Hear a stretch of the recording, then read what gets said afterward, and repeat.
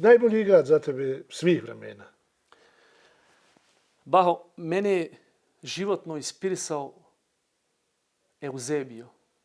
Ja sam tebi možda pričao. Ja sam išao u Portugaliju samo da ga sretnem prije smrti. Trebao sam ga sresti, međutim prebačen u bolnicu, tako nisam.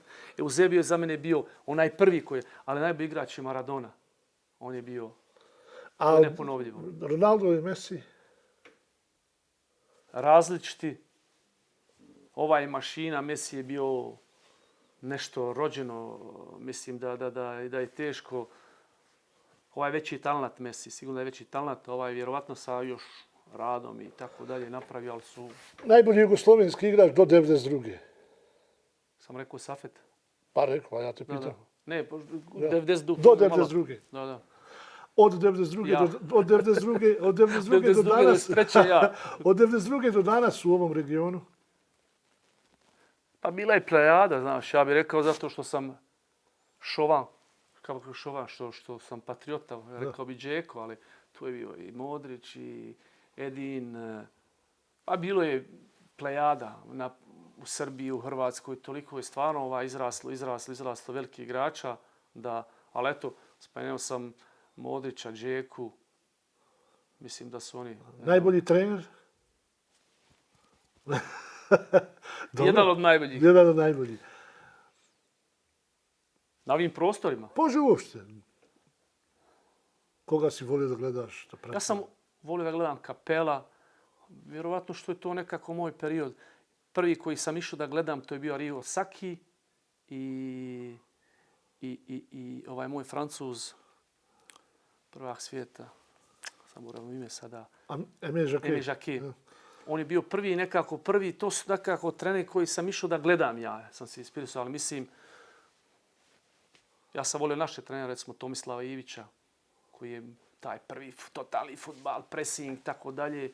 Iako je nedostalo malo šarma, tako da, koji je najbolji trener sad?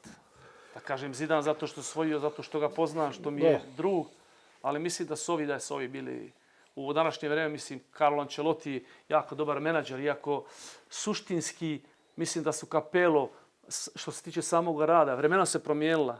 Danas treneri puno ne rade. Arsene Wenger je veliki trener, Giroud je veliki trener, fenomenalan. Oni su radili. Znaš, danas Ancelotti, on ne rade ništa, znaš. Guardiola, Mourinho ili Klopp? Klopp. Zašto? Daleko od. Pa on je onaj, kažem, koji je dolazio, gdje god je dolazio, radio je i sa mladim, i sa Rezenom, mislim da je on još uvijek